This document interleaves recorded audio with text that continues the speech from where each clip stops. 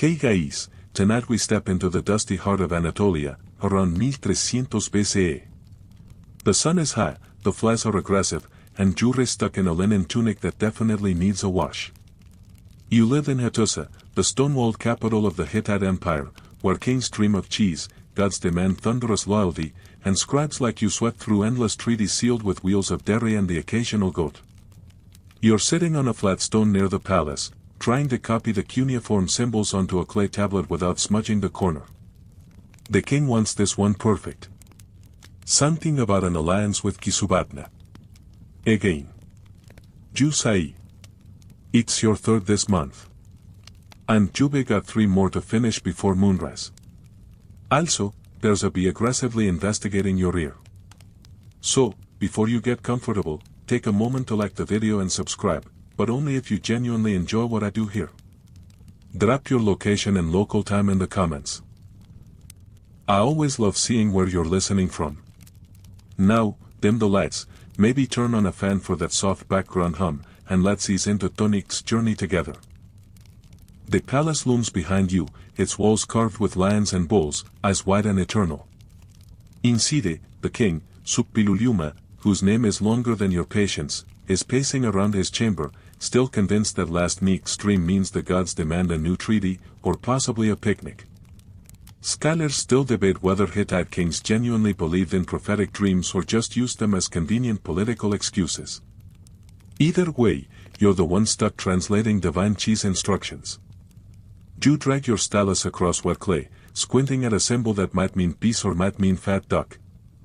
You guess peace. It's always peace until someone forgets the goat sacrifice and suddenly, boom, storm god tantrum. The stone floor beneath you radiates heat. It's summer in Hattusa, and every breath feels like breathing through a curtain. You wipe your forehead with the corner of your tunic and smell dust, oil, and the faint tang of yesterday's onions. You miss your mother's garden, back in a calmer village where treaties were verbal and cheese was just cheese. 2 guards walk past, laughing. One of them spits casually onto the cobblestones and nods at you. Scribe boy, he says. You nod back, with the polite blankness of someone who has 45 royal verbs to conjugate before lunch. Your neighbor, the older scribe with the limp and the suspiciously perfect handwriting, is humming an old hymn under his breath. Is working on an entirely different treaty, probably something about grain presses or ceremonial sandals. Jure jealous of his sandals. Yours are disintegrating faster than the king's patience. You remember yesterday's court meeting, where a priest insisted that a flock of birds flying west meant the gods were mildly amused. You'd written it down, of course, and now it's somewhere in the archives, archived forever, next to a record of the king's toe injury and a note about which goat was particularly fluffy. A young boy runs past, probably the temple acolyte, carrying a tray of herbs and something that smells suspiciously like wet dog. You hope it's not part of the king's ritual breakfast again. Last time, the priests made you taste it first, just in case of curses. The shadows grow longer as the sun lowers just slightly in the sky. The buzz of the palace slows into its early afternoon low, priests napping, guards shifting weight between sweaty legs, kitchen staff yelling about bread. You take a breath and adjust your posture, trying not to think about how many more lines of cuneiform you have left. Suddenly, a summons. A royal page, barely taller than your stylus, runs up and announces, "The king wants you." Now. You blink. Why? The page shrugs. He saw a falcon. Of course he did. You pack your tablets, brush the dust off your tunic, and follow. The hallways inside the palace are cooler, lined with smooth slabs of stone and faint flickers of torchlight. You pass a mural showing Teshub, the storm god, hurling a bolt of lightning at some poor mortal who probably forgot to wash his offering. You nod respectfully at the mural, just in case. You find the king reclined on a pile of cushions, wearing the ceremonial headband that means he's had a vision. His eyes are wide, his hair is uncomfortably shiny with oil, and he gestures dramatically toward you. "The gods spoke in my dream," he says. "They want cheese. And thunder." You nod slowly. "Very good, my king. Write this down," he commands. The alliance with Kisubatna must be sealed with 3 wheels of goat cheese, a silver dagger, and a promise to never insult the storm goat spirit again. You don't ask questions. You write. The king continues, his voice lowering as if remembering something ancient and sacred. The cheese must be warm. Not hot. Used warm. Like forgiveness. You glance up. Forgiveness, my king? Yes, he says. And no olives this time. The gods were very clear. Jube barely had time to sit before the king calls for more incense and 2 flute players. Dream interpretation, apparently, requires ambience. It reclines again, dramatically draping an arm over a pillow embroidered with lions that have somehow ended up cross-eyed. The dream, he says, was of cheese. But not ordinary cheese. It was glowing. Do not like this is completely normal. A scribe must never look surprised, especially not when Derry starts emitting divine light. Your stylus scratches into the clay, glowing cheese. Laically symbolic. Ask priests for clarification. The king closes his eyes and begins describing more of the dream. There were 7 birds. No, 6. Maybe 5. One of them might have been a cloud. You stop writing and blink. He waves a hand impatiently. It doesn't matter. The point is, Tezhub spoke. He wants a treaty with Kisubatna, and he wants it sealed not just in words but in symbols. He says narrow. Cheese, wine, and thunder. Do you understand? July with grace. Perfectly, my king. This isn't the first time a Hittite ruler has gotten treaty inspiration from a dream. Historical records show dozens of agreements beginning with divine instructions. In fact, some archaeologists argue that these so-called dream treaties were just clever ways to avoid political blame. If things went wrong, it wasn't the king's fault, it was the gods. Convenient. Still, there is something charmingly sincere about it. Your ruler believes his dreams matter. And that belief shapes entire foreign policies. You just wish the cheese wasn't your problem. Outside the palace, a delegation from Kisubatna is already arriving, 7 men on donkeys, carrying gifts wrapped in cloth and very serious expressions. You are not ready. No one is ready. One of the donkeys sneezes. You mentally note, Omen? Unclear. Consult priest. Back in the scriptorium, you and your fellow scribes begin drafting what will eventually be titled the Treaty of the Glowing Cheese.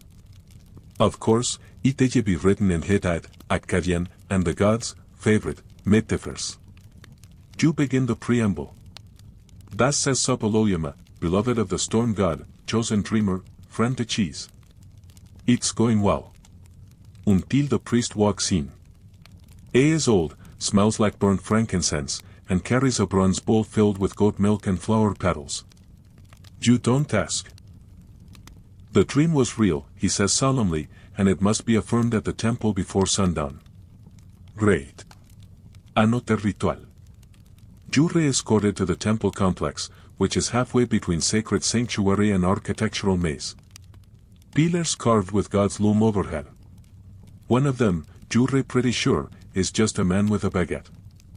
Artistic license. Inside, the high priestess awaits. Her voice is calm, melodic, and slightly terrifying. We will reenact the dream, she says. Bring the cheese. The cheese, mild, goat-based, and slightly squishy from the heat, is placed on a golden dish and carried toward the altar. You and 2 other scribes are tasked with reciting the king's dream, line by line, to a group of entirely unimpressed temple cats. You read, and lo, the cheese did glow like the stars above, and the birds flew sideways. The cats blink slowly. 1 jounce. The high priestess nods approvingly. The ritual proceeds, incense, chanting, something about honoring the rhyme. You're not sure that's theological, but you write it down anyway. As the sun dips below the limestone hills, the treaty is nearly ready. Jube carved its final lines, may the storm god strike any liar who breaks this oath with thunder, indigestion, and foot rot. Classic. You present the tablet to the king, who inspects it as if he actually plans to read the whole thing. Edoente. Instead, he smiles. This is good. We will deliver it tomorrow with gifts. You clear your throat. Gifts, my king? Yes. Cheese. A dagger. And that singer with the nice elbows. Very well, my king. The cheese, still wrapped in ceremonial linen, is taken to the coldest chamber in the palace. Which, frankly, isn't very cold. A servant fans it occasionally to keep the flies off. Do try not to think about it. That night, back in your cramped room above the servant quarters, you stare at the ceiling and wonder, will future generations remember this treaty? They do, in fact. Tablets recording these events have been uncovered, their cuneiform still legible after thousands of years. What no archaeologist could decipher, however, was the faint scent of goat cheese once infused in the clay. You dreamed that night, though. Of thunder, and ink, and a donkey wearing a crown. You wake up with the strange feeling that the gods might be watching. Or maybe it's just your weird neighbor again, whispering poetry to his chickens. Morning in Hattusa is never quiet. Even before the sun crests the hills, the city hums to life, the butchers arguing with the bakers yelling at the grain porters, and Someone's goat bleating like it has a personal vendetta against peace. You wake up to the sharp whiff of burning barley and the thud of ceremonial drums from the temple square. Today is treaty delivery day. You brush the dust from your tunic, which smells vaguely like old onions and possibly regret. Downstairs, your neighbor is already bragging about how he once translated a treaty in under 30 minutes, without smudging a single wedge mark. You nod politely while imagining his stylus mysteriously snapping in half. At the palace, it's chaos. The delegation from Kisubatna has arrived early, and one of them insists on being addressed as Prince of the Second Reign. Another keeps sneezing. Possibly allergies. Possibly divine judgment. Jure handed the gift list, which includes 3 wheels of warm goat cheese. Un silver dagger with divine humility etched along the blade. 12 ceremonial figs. 1 musician, preferably harp, but flexible. You scribble down names, whats, and religious clauses while dodging servants carrying bowls of oil and the occasional ceremonial chicken. In the corner, 2 priests argue over whether the god of treaties prefers bay leaves or thyme. No one agrees. Outside, the crowd gathers. Curious children peek through the temple gates. Merchants whisper bets on how long the ceremony will last. One woman offers to sell you a lucky beetle. You politely decline. Then the king appears, cloaked in fine linen, beard oiled to perfection, and flanked by guards with bored expressions. He raises his hand. Silence falls like a soft rug. He speaks. Let this treaty be sealed not in fear, but in flavor. You manage not to giggle. Barely. The scribe from Kisubatna steps forward. Is older, with ink-stained fingers and the permanent squint of a man who's read too many metaphors. You nod respectfully. He nods back. You are now treaty brothers. Together, you carry the tablets to the sacred altar, one in Hittite, one in Akkadian, and a duplicate copy for Teshub, the storm god. His tablet is placed in a sealed jar and buried under the temple, next to a previous offering, a rooster with unfortunate timing. The priestess chants, her voice echoing off the stone. May thunder never strike these words. May mold never touch this cheese. May the gods sleep peacefully, knowing men have used terror to avoid war. Jube never been prouder of your writing. Archaeologists today still uncover fragments of these treaties, marveling at the ceremonial foods listed within. One partially preserved slab from a different treaty mentions 1 cake shaped like a mountain and 3 onions blessed by the moon. Scholars still debate whether this was symbolic or just an oddly specific recipe. After the ritual, the king retreats to his chambers for a post-ceremony nap. Jure left to clean up the leftover figs and make sure no one forgets the sacred harpist, who is currently flirting with 2 acolytes near the incense burners. Later that afternoon, you're summoned again, this time to the Hall of Dreams. Yes, that's its real name. It's a circular room, dimly lit, with painted stars on the ceiling and wall niches filled with clay figures. It's where the king meets with his dream interpreters, elderly men with long beards and zero patience. They seat you on a cushion. The king enters and announces, "Last night, I saw a tree growing out of my foot." Interpret. You open your mouth. Close it. Open it again. Growth, through pain. The interpreters murmur approvingly. Then he continues, "And the moon was made of sour milk." Change is hard to swallow, you offer. "Excellent," he says. "This is the part of your job that feels less like scholarship and more like improv theater for powerful men in sandals." Style, it's tradition. The Hittites placed great stock in dreams. Whole archives were filled with reports of divine whispers. One clay tablet even describes a man who dreamt of being chased by a talking pig and was told it meant avoid seafood. You wish you were kidding. Jury dismissed with a nod. Back outside, the air has cooled slightly, and the treaty delegation is preparing to leave. The prince of the second rain gifts you a small pendant shaped like a thundercloud. You thank him. It smells faintly of garlic. Back in your quarters, you finally sit. Your back aches. Your fingers are cramped. But the treaty is done. Peace is declared. And the cheese, what's left of it, is now in the belly of the high priest. You light a small oil lamp and scratch one final note into your personal journal. Dreams are exhausting.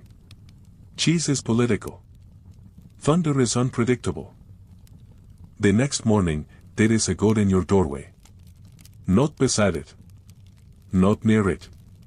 In it. It blinks at you, chews something unidentifiable, and strolls off with a dignity normally reserved for tax officials. You sigh, toss your cloak over your shoulder, and step into the narrow courtyard, where it smells like warm bread, wet clay, and faint political instability. Today's assignment? Archiving the treaty. Not the fun part, the official copy already sits in the temple stone vault, wrapped in red linen and blessed with thunderall. No, jury on duplication duty. That means recarving identical versions of the treaty on smaller tablets to be sent to neighboring kingdoms, Arsaba, Mitanni, and possibly Egypt if the courier can stomach the heat. The scriptorium is crowded. Sit the scribes, all hunched over clay, muttering the same phrases about cheese, ous, and the wrath of the storm god. One whose stylus keeps squeaking. Another has started humming a hymn about sandals. You reach for your first blank slab and breathe deeply. It is where the Hittite magic kicks in, bureaucracy. Every single treaty clause has a formula. From the invocation of deities to the listing of curses, it's all standard. Well, except the cheese bit, that's new. You wonder if Egypt will understand the cheese reference or just think it's code for something more sinister. Archaeologists today still argue over whether cheese in some tablets referred to literal dairy or was a euphemism for favor, currency, or fertility. By Imita, your fingers ache and your neck feels like it's been personally cursed by Itashab himself. You break for lunch, some barley cakes, a fig, and half a cucumber that somehow tastes like yesterday's treaty. Across the courtyard, a temple cat steals someone's chicken and is rewarded with applause. Right, Feliso. Back to work. Now you're tasked with something delicate, embedding hidden clauses. These are agreements not meant for everyone to read. So, you carve them faintly, in small script along the side, like a treaty footnote. Today's hidden clause? Kisubatna may borrow our rain priest during drought, but must return him within 30 days or provide a replacement of equal prophetic value. You wonder how many prophets have been traded like sheep. Probably too many. As the afternoon drags on, one of the junior scribes leans over and whispers, "Do you think Teshub actually reads these?" You shrug. Probably just skips to the curses. Speaking of which, it's time to write the curses. A standard Hittite treaty ends with a buffet of threats. If either side breaks the oath, the gods will punish them with bulls, crop failure, donkey madness, or, in one extreme example, perpetual itching. You don't invent these. You just copy them. You write. May his vineyards turn to dust. May his sandals fill with thorns. May his wife dream only of soup. You add one of your own for flair. May he always spill all unimportant documents. That one feels personal. By evening, your stack of tablets is complete. You wipe the clay dust from your hands, stretch, and try to ignore the stabbing sensation in your spine. Then, of course, the king summons you. You arrive, tired and clay-stained, to find him lounging on his roof, sipping something that smells like fermented raisins. He points to the sky. Those clouds look like ducks. Is it an omen? You nod. A good one. Peaceful ducks. Is pleased. Excellent. Write that down. Treaty confirmed by ducks. So you do. Because you're a professional. This duck incident, by the way, ends up as a marginal note on the official copy. Thousands of years later, a German archaeologist will squint at it and wonder if duck omen refers to a bird-shaped military formation. It does not. On your way out, the royal astrologer corners you with a riddle. If the moon rises red and the cheese spoils at dawn, who shall inherit the treaty? You blink. The one who doesn't eat the cheese? He nods solemnly. Wise. You return home exhausted. Your tunic sticks to your back, your sandals are filled with pebbles, and Someone's goat has stolen your blanket. But as you lie down on your straw mat, you feel it. Peace. Real, treaty-backed, cheese-blessed peace. The kind that comes with knowing no one is going to war this week. Maybe. You drift off dreaming of figs, ducks, and a footnote about soup. You wake to thunder. Not the kind that shakes mountains, just a polite, distant rumble, like a storm god clearing his throat.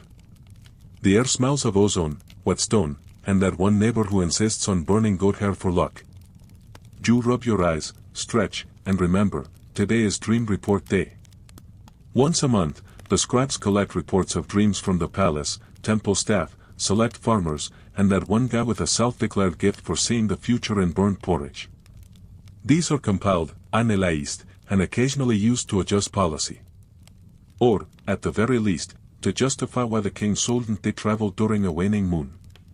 You join the line outside the Hall of Murmurs, a long narrow chamber designed for maximum echo and minimal logic. The dream collectors are already taking notes. A priest claims he saw a lion marrying a scorpion. Political tension, someone writes. A baker reports dreaming of honey raining from the ceiling. Famine dreams, sweetened by denial, mutters another. Your turn. You pause. I dreamt of being chased by clay tablets with legs. The scribe doesn't blink. Guilt. Administrative. Possibly prophetic. Next. In Hittite culture, dreams were no joke.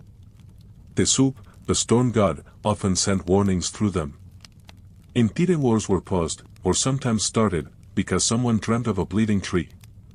There is even a record of a queen demanding her husband stay in bed for 3 days after dreaming he tripped on a frog. You, meanwhile, are sent to organize the dream archives.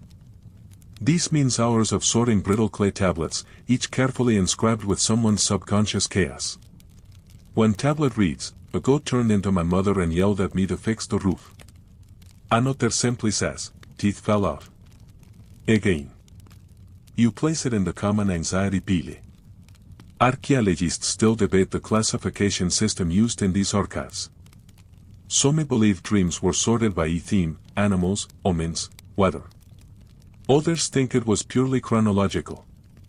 A few argue the scribes just tossed them into whichever box was closest. Meet the heat creeps in you find yourself with a cracked tablet about a talking tree. Your stomach growls, so you sneak off to the temple kitchen. It is the good news, it's cheese day. A priestess hands you a wedge of fresh goat cheese, soft and tangy, wrapped in fig leaves. You savor it slowly, seated near the cool stone wall, while listening to 2 junior priests argue over whether Teshub prefers salted or unsalted dairy. You decide not to weigh in that debate has no winners. Suddenly, there's a commotion.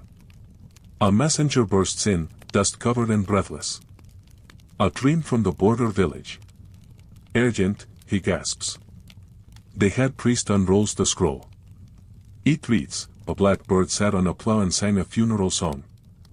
Then the wind whispered, 2 days left. Everyone falls silent. This is one of those dreams. The kind that gets attention.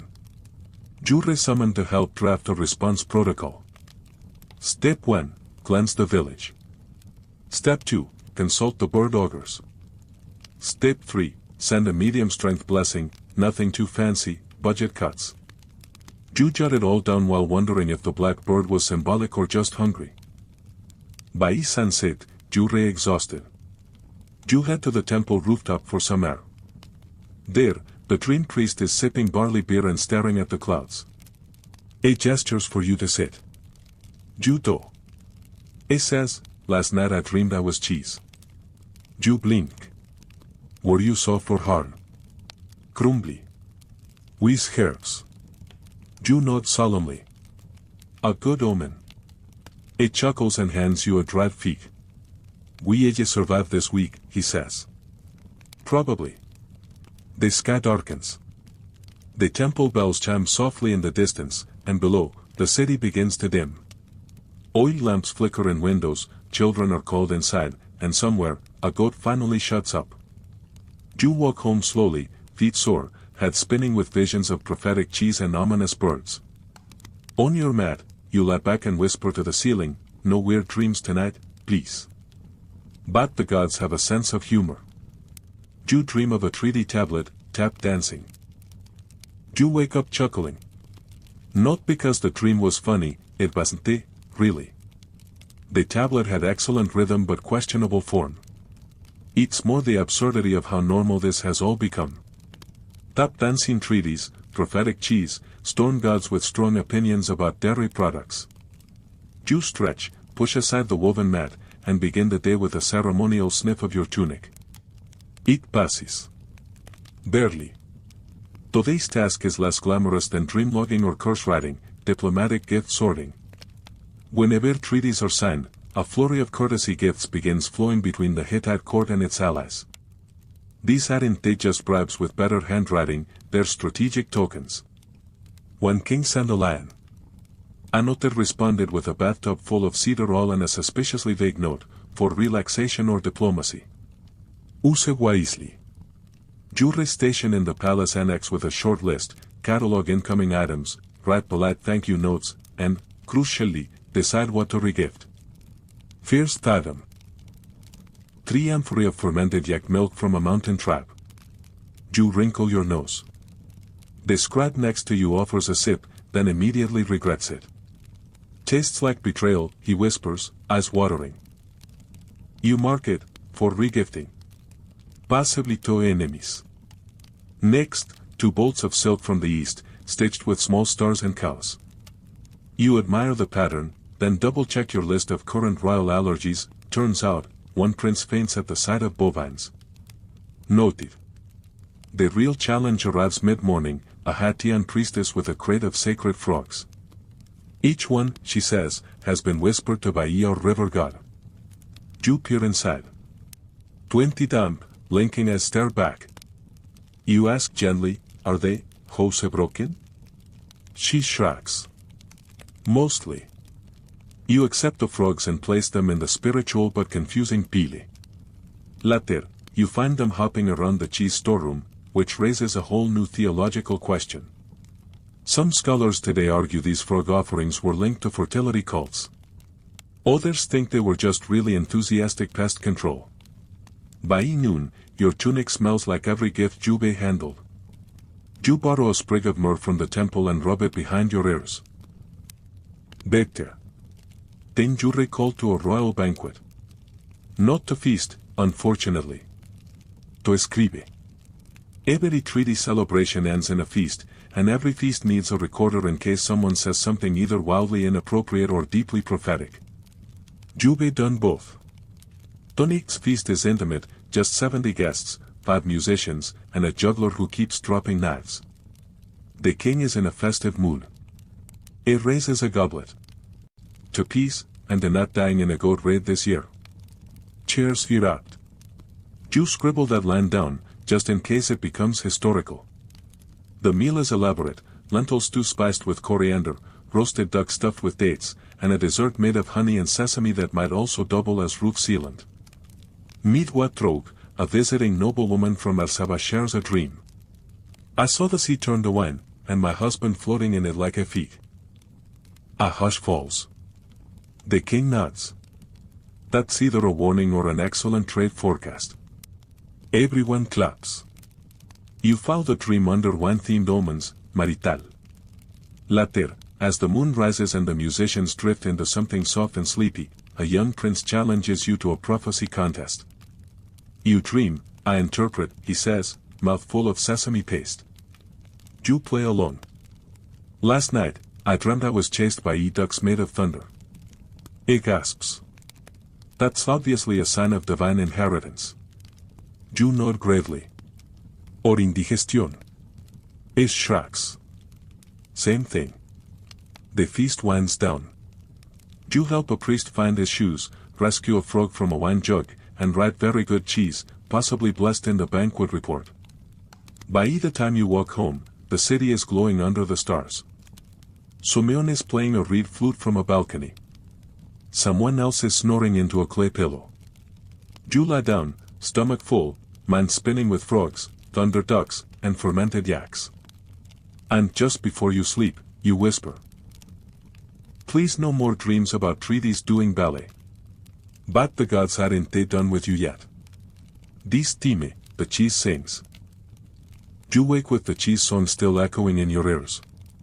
Soft and melodic, a little salty. You mutter, no more dairy before bed and make a mental note to tell the temple dream scribe. It collects dreams about food, strictly for research, he insists, though his growing waistline says otherwise. The sun is barely up, and already, there is a summons. Jury needed at the Hall of Ancestors.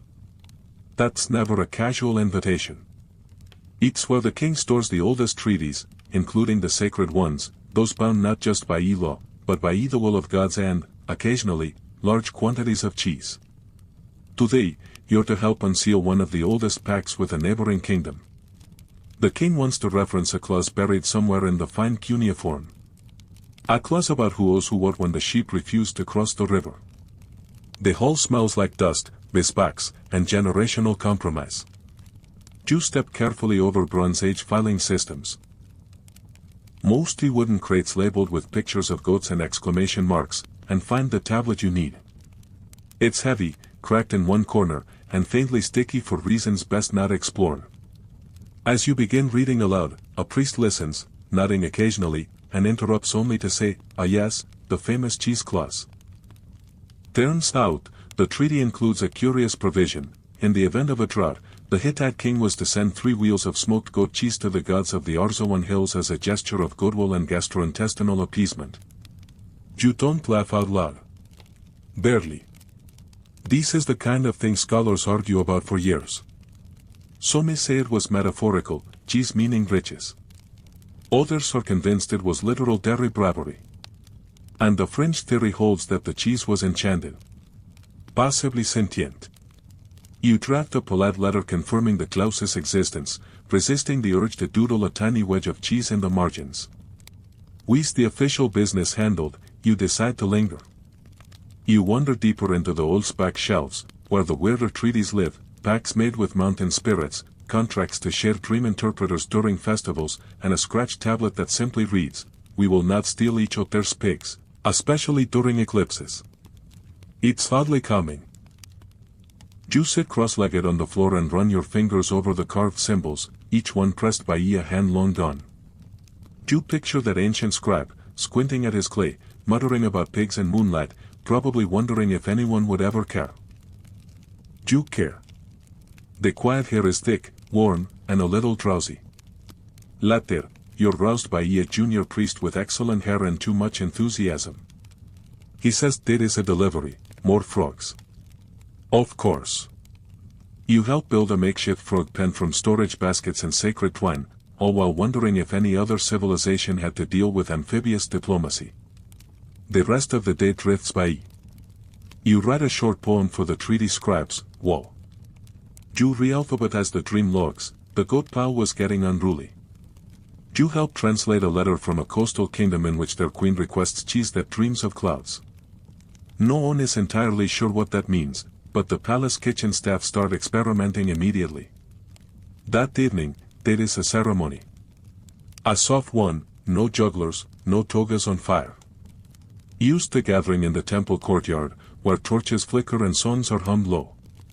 The king stands and makes a short speech. He thanks the gods for dreams, treaties, peace, and surprisingly cooperative goats. Then he bows, and a single flute begins to play. The breeze is warm. The moon is round and full of secrets.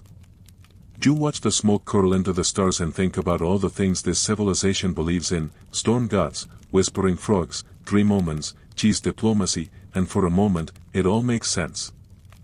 You close your eyes. You drift. And now, as promised, here is your gentle wind down. The temple is quiet now.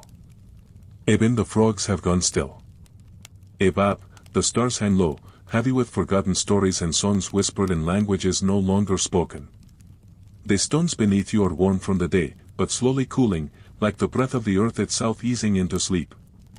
Your body is soft now, your mind still sifting images, dancing tablets, singing cheese, storm gods tapping on the window of your dreams. Let them in. They want a bite. Tonight, you don't have to remember which clause goes where, or what the dream meant, or whether the frogs are still in their pen. Tonight, the only treaty you need is with your pillow. And it says, peace, warmth, and rest. You sink deeper. Your breath slows. The wind moves gently over the Hittite hills, across temples and farms and sleepy goats, carrying with it one last song, not loud, not urgent, just soft. Used enough to guide you home. Sleep well.